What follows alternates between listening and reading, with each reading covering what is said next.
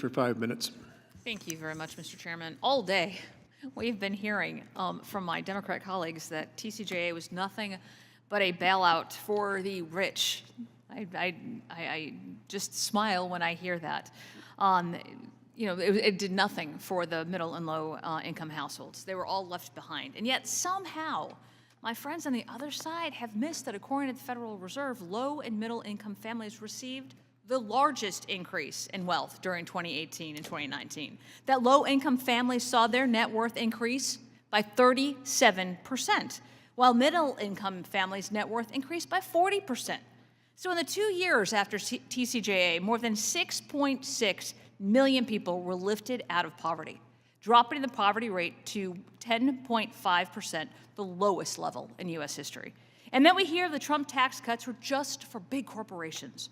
But yet again, my friends have missed the small business deduction, which created over $66 billion in tax savings for Main Street businesses, strengthening their bottom line ahead of the global pandemic. According to the Tax Foundation, making TCJA policies permanent would increase Americans' after-tax income by 3.4%. It would grow GDP by 1.2%, and it would create 830,000 additional jobs. Analysis by the Joint Committee on Taxation shows that households earning less than $500,000 will receive 70% of the benefit of TCJA permanency, nearly $2 trillion in tax relief. So I do smile when I hear that it's doing nothing for the middle and low income people. It's laughable. I don't know if they just don't know their facts or if they just choose to remain ignorant on them. TCJA also include provisions which saw record investments on things like research and development. Mr. Chair, as we come close to the end of the year, I would like to urge my colleagues to pass a bill to extend already expired provisions such as the R&D tax credit. TCJA was a success for the middle class and for small businesses. But that's not to say we can't do more as we begin to look at renewal of these taxes. I'd like to see us expand opportunities for individuals to save more through personal savings accounts, more flexibilities when it comes to their 529 plans, and more simplified tax codes for families. Now, Mr. Viard, I do not have your books next to my bed. I have, though, a number of them from Mr. Norquist, including Leave Us Alone and End the IRS Before It Ends Us, which I found brilliant. Earlier this year, the IRS recently noticed a proposed rulemaking when it comes to digital expanding reporting requirements for digital asset transactions. Mr. Norquist, one of the items that Congress will have to address in the near term is how the IRS addresses digital assets and how that's treated. And based on what we've seen so far, it's not too promising.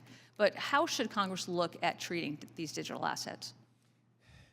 In a way that keeps taxes low, allows more flexibility in terms of how people operate here. And I would take a look at what's happened so far with other countries and simply look to have the lightest possible touch. Do you think that those reforms are going to be necessary, that actually identifying it strengthens that industry by giving it some kind of borders? I haven't focused on that, but if it takes that for Congress to focus on that and not have other, it may well be the approach to take. I haven't looked at that. And you and I have talked, we've been friends for years. One of the things that I always was very appreciative is the way that we look at taxes. I feel like folks on the right side of the aisle look at taxes as it's a mandate, while folks on the left side tend to look at it as taxes, they call them revenues, as if they're somehow earned. Now, you know, we had this administration who earlier this year proposed $80 billion additional IRS funding. Now, I know about your books.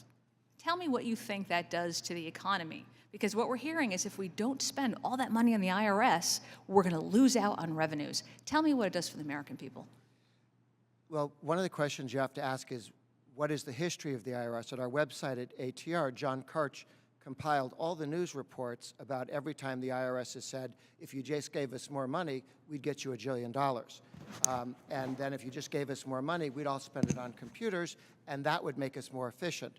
And then within 4 or 5 years, there's a little story in the New York Times or the Washington Post, these are not obscure publications, about how nothing worked, the new computers really didn't happen, it didn't work, we need another round. And it goes again and again in cycle This is just the most recent, most expensive. If you gave us money, we'd find $1 jillion for you. The CBO itself told Congress that you guys couldn't anymore. People used to say, I'd like to spend money on a bridge, and if I hire 3 IRS agents, the money for the bridge, and that's the pay for. And that passed the laugh test. When they realized that there wasn't that kind of number, ratio, they said, okay, you can't do that anymore. So that level isn't done on the micro level. Biden's doing that at the macro level, what they realized you couldn't do at the micro level, and what has turned out not to be true again and again and again in the history of the IRS. So we've been through this before, but to your point on viewing taxes as revenue or an outgo, it depends on who you're standing next to. If you're standing next to somebody who works for a living, you see taxes as a cost. If you stand next to somebody who gets paid by the government for a living, you see taxes as income, not an outgo. I appreciate it. Mr. Norquist. Yeah, I I'm appreciate sorry, your answer on that. we're running I've run out out of of time. time. I yield back. Thank you, Mr. Thank you, Chairman. Ms. Van Dune. Ms. Moore, you're recognized for 5 minutes. Thank you so much, Mr. Chairman. And, you know, we have heard these fantastic, phenomenal numbers of how